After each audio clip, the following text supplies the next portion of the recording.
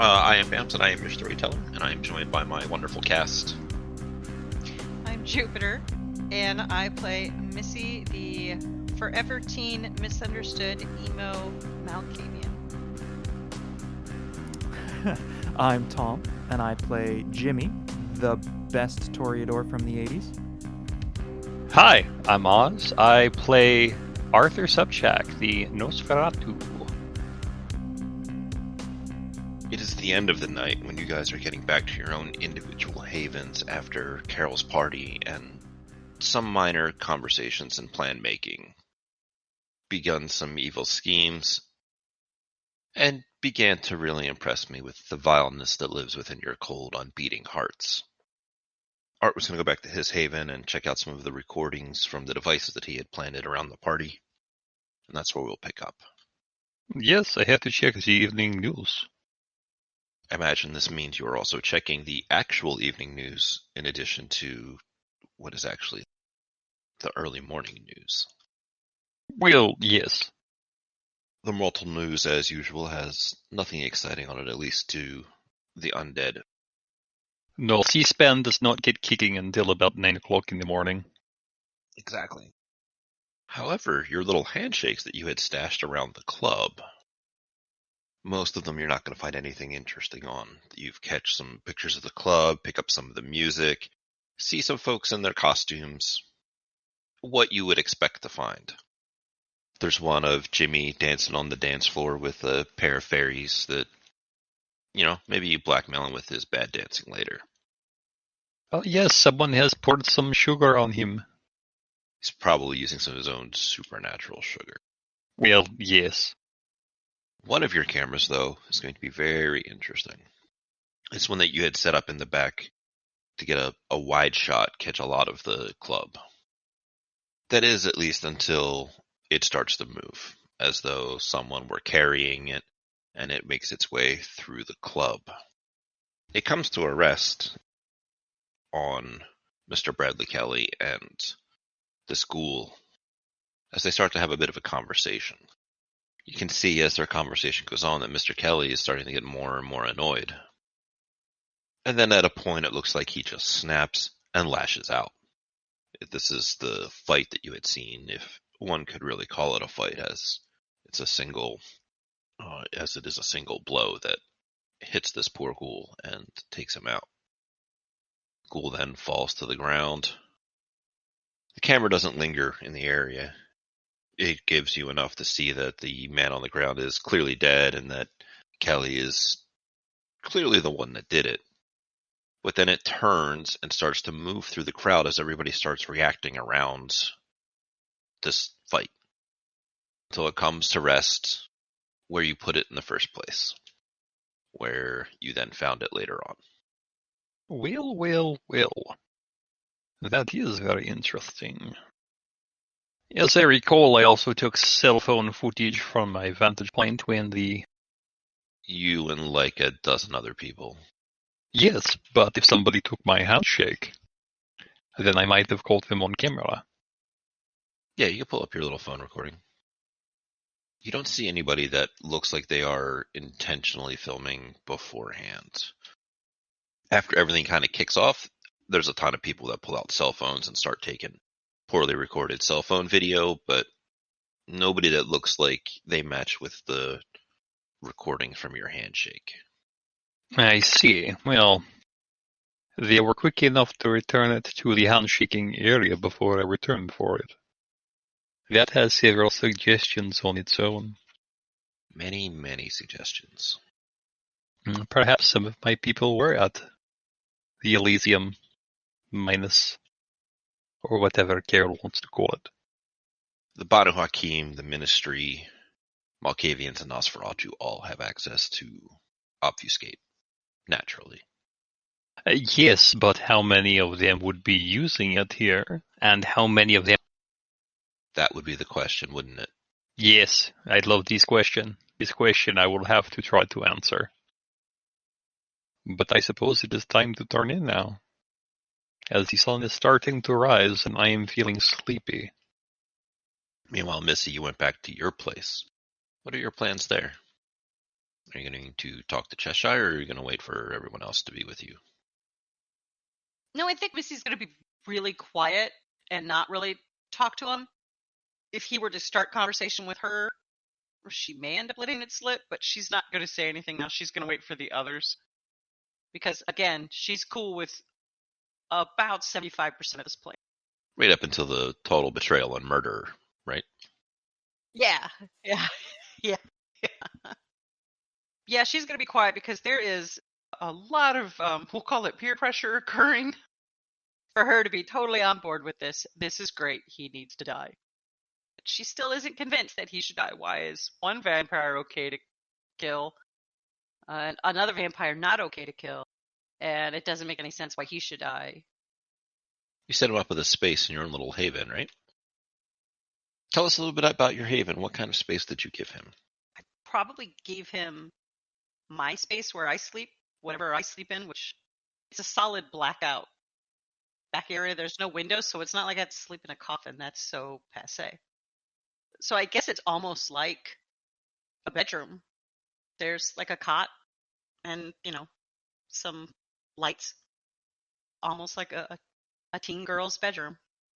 A goth teen girl's bedroom. So it's like Depeche Mode and Marilyn Manson. Super emo. Yeah, she lets him sleep there, and she probably bunks on the floor in a sleeping bag somewhere else in the space. And then finally, Jimmy, as you go back to your own little spot, do you have any last minute things you want to take care of? No, once Jimmy's done with his whatever work he is doing on his car, then yeah, he just goes to bed.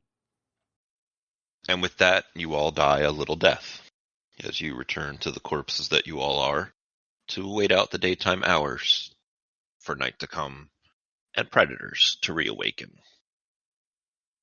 Art, how do you usually receive information, tips, and other associated stories for your podcasts and your crazy Nosferatu conspiracy theories? There are many ways. Some will send the email. I have to scrub the attachments. Some will have a Facebook Live. But for many, all they have to do is call the trunk line, and my answering machine will take care of the rest.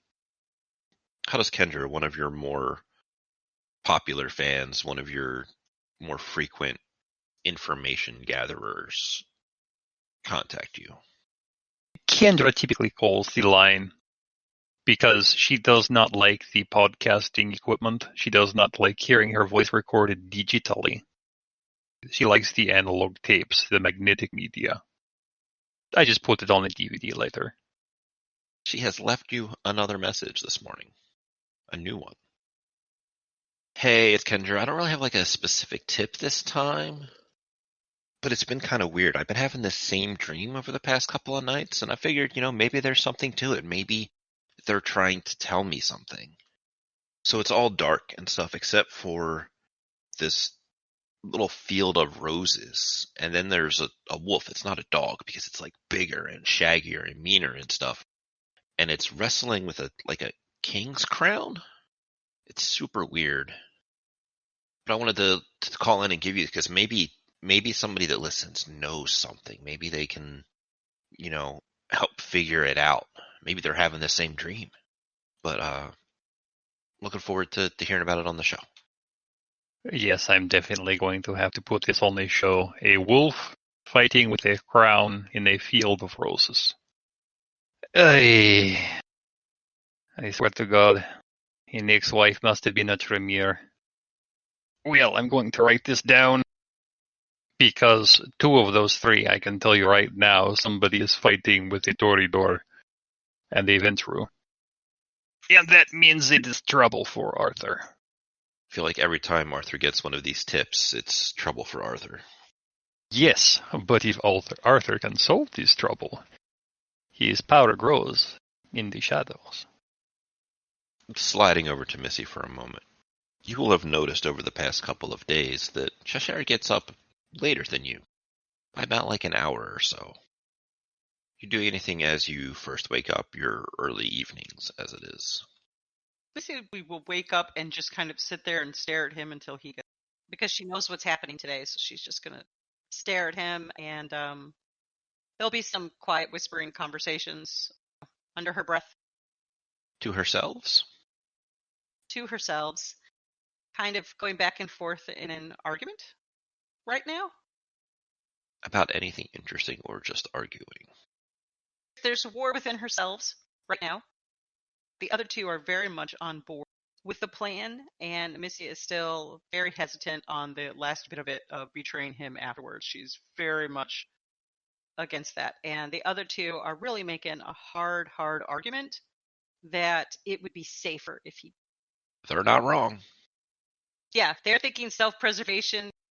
She needs to be protected, so yes, he should go, and she's just still not on board. But we'll see. Jimmy, how you doing this evening?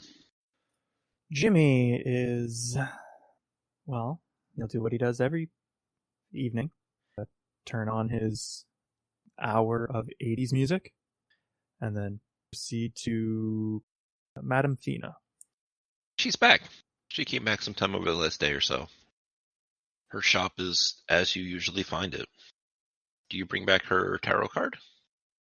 Yeah, of course. You push open a door walking into her shop, which jingles a little bell at the top.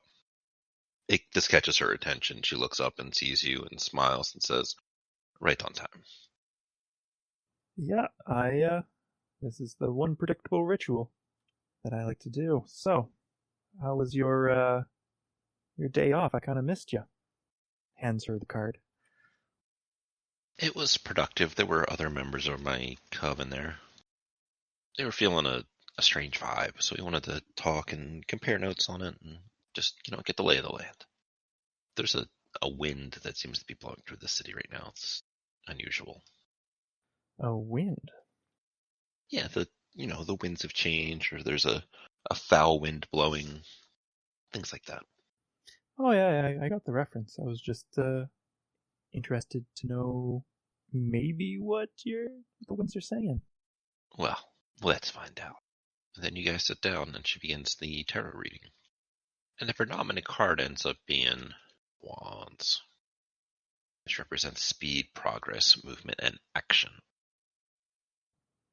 This is delightful news. I must agree, winds are most likely changing. Is there anything specific weighing on Jimmy's mind that he wants to ask her, or is it all about the routine and ritual of it? So there's definitely the routine and ritual, but Does it look like he has something on his mind? there is something a little off with him. He's not very good at hiding himself from Madame Fina. Of course not. You can see the future. How could you possibly hide yourself from that? She'll put the cards away, pour you a little bit of the herbal tea that she was brewing, and then sitting down with you and taking a more relaxed posture, she'll ask, what's wrong? What's bothering you? Well, yeah, it's nothing too important. Just looking at a bit of a career advancement, you could say. That's really exciting, but I can see where it could cause some stress or be worrisome. She'll motion to the cards and ask, do you want to ask the cards, or? Well, that cards was plenty indication on will go quickly, more likely quicker than I was expecting. Well, that's pretty rad and all. It's a little frightening. I'm always here, and if you have questions, I'm always happy to listen and answer. Won't judge you here. I'll keep that in mind, thank you. With that, she gets up, she escorts you to the door, and bids you a good evening. Thanks her for her time. He heads out and waits for the hour of 80s pop to finish. Bitchin' 80s tunes. Missy and Art are well aware of the fact that Jimmy is up and about as the 80s have begun. Well, I guess it's time to go upstairs. Kind of stand up and look at Cheshire and say, hey, when he wakes up, I'm going to let him know, hey, we got to go. Trying to be polite and a good host, Roughly an hour will go by before you notice, Missy, that Cheshire's eyes pop open and start to look around the room. He rises up to a sitting position and wishes you a good evening. Hey, Art and Jimbo want to talk to you, so we have to head up to the top floor. He'll rise the rest of the way to his feet and straighten himself up. After brushing himself off, he'll finally turn to answer. He says, "Yes, I believe there are many things we should talk about." And he'll wait, following your lead to wherever it is you guys are going to go meet up. We'll start leaving, and I'll send a text to Art saying that we're on. With that, a few minutes will go by as the two of them walk up to the food court where everybody usually congregates. Art, do you do the whole obfuscate thing to get up here, or do you have some kind of back sneaky Nosferatu way? Oh, I have a back way upstairs. I like to use that before veiling my presence from the eyes of the immortals. Following some of the delivery hallways or the back channels throughout the mall that nobody uses? Yes, I put on a delivery man cap and nobody ever notices who I am. Cheshire looks around, seeing that everybody has arrived, and then looks to Jimmy. Those large, unblinking eyes just coming to rest upon you, Jimmy, as he was told you wanted to talk to him. Hey, Cheshire. So I'm wondering if you can help me out a bit. There's been a bit of a development. I'm aware you have abilities in searching and hunting kindred. I was wondering if I could enlist your help with that. Just to take a moment to look to each one of you. Finding him, or are we gonna eat him? Well, that was part of the, it helps us. It'll help, if, you eat them, since you tend to not have any issues with that. That's why I brought up the offer. Starts to rub his hand together. It has been quite a while. We should all partake. When do we start? His eyes and demeanor get more active, more anxious, anticipating what is to come. Well, we start tonight, probably pretty soon. Now, I don't know if there's taste things, but it is a fledgling, so I don't know if that's just putting that out there for has a different flavor. I don't know. But we just need to finish getting prepared to go, and then I was thinking we'd head out. Where do we begin? I do not know this city. I don't know the good hiding places that they like to scurry to. The fledgling is in Baron Peter's turf, or at least that's where he normally lives, which is a little ways away. So first we'll need a way to get there. Missy, you have a friend who can drive people around? Yeah. I can get Calvin to let me borrow his car. I really don't feel good about, No, your call. Sure, so we'll need to get that set up, and then we can drive on over, and from there I assumed that Cheshire here was the better hunter. I don't know, can you smell them out or something? The gifts of the blood let one do so many things, but the closer we are, the easier it is. Alright, well, we can head on over to their turf. We can head on over to their domain and go around from there, but I personally don't know where they tend to stay. Art, do you know? Or Missy? Well, I am certain I can find a general area where to start.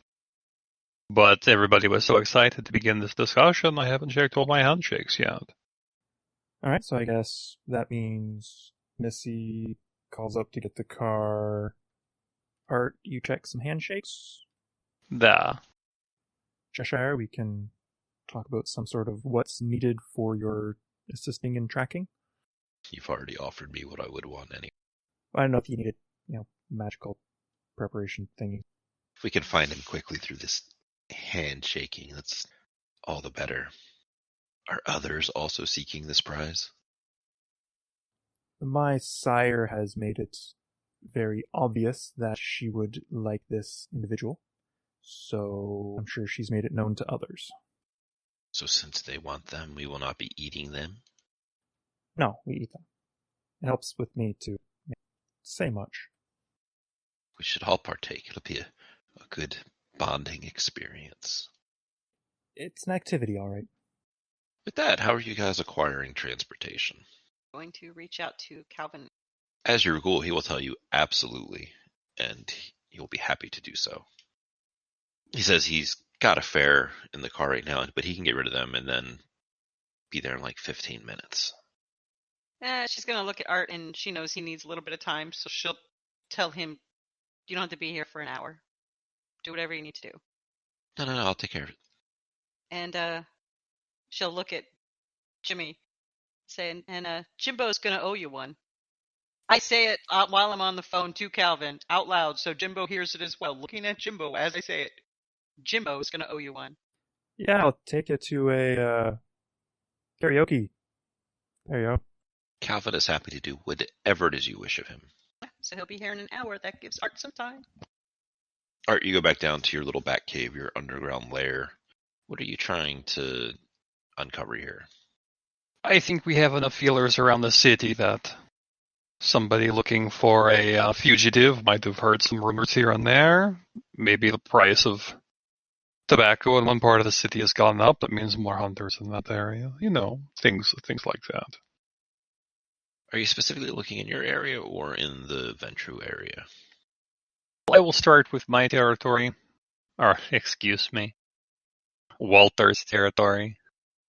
And then I will expand outward, because if somebody was running from something, likely they would come here, because this is a bear anywhere nobody cares. At the moment, you don't get any results on that. But we'll see what happens in a little bit more time with your various recording devices. Yes, of course. While you're passing your time in your lair and Missy is on the phone with Calvin, Jimmy, are you doing anything? Jimmy's going to make sure he has tools that he needs. He's going to talk to Cheshire, like, what tools should I bring on a hunt? A knife or a stake? He just starts listing them off. A knife is good, a good long one. Sometimes you really gotta get in there. A couple of stakes, always good. Some rope, tarps, buckets, gasoline. Razor wire does terrible things, but it's a big help against some of the tougher ones. He just starts to list off all kinds of household and commonly available tools that would make for terrible murder implements. Alright, so we can head down to... Do you have any guns? I'm sure someone has a gun in the area, but... There are, of course, people within the mall that own guns, legally or otherwise. Do any of you own guns? Well, I don't own a gun. I've never had the need for one. Yes, he does have a gun. Oh, like a holdout gun or a normal pistol? The smallest that fits in a pocketbook, but not a 22. A 38. 1920s detective style? Yeah. Serial number filed off. Did Calvin get it for you? And he taught me how to shoot. Jimmy does not have a gun. Alright, so gasoline, you said. We'll need a hose, and we can go to the garage to get a crowbar and pop open a gas can. People often carry road flares in their trunk. That's a good help. Fire really fucks them up. How does the idea of intentionally using fire against Kindred make Jimmy? I think he's currently just going through a checklist of where he can get random things, and doesn't actually notice. He would start to have questions. Can we avoid fire? It's very useful. I'm sure it is. Let's put it... Wait, you need gasoline. Is that for setting on fire too? What else would you use it for? I'm fixing a drink with it. But if you do drink it and you spit it all over them, it's a good coverage. Then it just takes a flick of a match or a lighter, and all of a sudden, few things burn like a canite. Uh-huh. Well, that sounds like a very rad tactic you have there. But let's try and stick away from fire. We don't want to bring too much attention to what we're doing. Do you guys think that you have some stakes laying around? Some stakes that you keep in your personal stashes? I don't think Jimmy would normally carry a stake. Yeah, no, he wouldn't have. There's probably in the garage some sort of way to make a stake. Yeah, it's easy enough to have a piece of wood, a pallet, or whatever to break off into some nice pointy sections. Yeah, there's a few pallets out back. You can break them in half. And So you guys will spend that hour or so waiting for Calvin out by the dumpster, breaking up, smashing up some pallets, and making stakes out of them. About 45 minutes into that hour, Missy will receive a phone call from Calvin asking where to meet her. I'll instruct him to go out by the dumpsters. Several of us there. You'll see Calvin's car pull around the corner. He'll drive up to you guys, park it, and then he'll get out. And Missy, what does Calvin look like? Calvin, he appears 27, but he's in his 40s. He is African American. He is ex-military, and Missy met him when he was homeless on the streets, and he's now a bonded ghoul to her. But when he was in the military, he was big in medical and firearms training. Taught Missy how to shoot, and he kind of watches over Missy's mortal mom for her. He's a good solid build. He's like 6 foot and the short military cut hair, and he's in shape but gone soft just a little bit.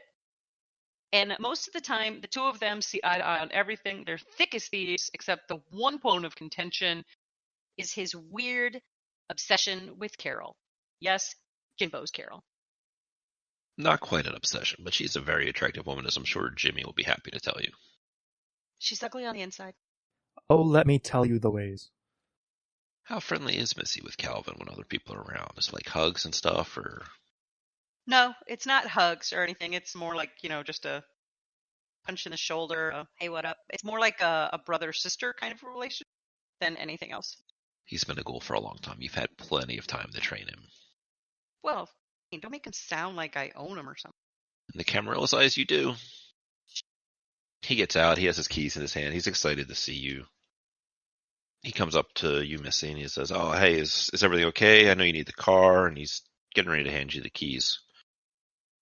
No, thanks. Sorry to, take the car for a while. I just really need it. And, Jimbo's car is never working. Hey, it's just been... What? In the shop, yeah. Yeah. Gotta make those modifications, like getting a fender back on. She's been doing it for half a decade, but okay.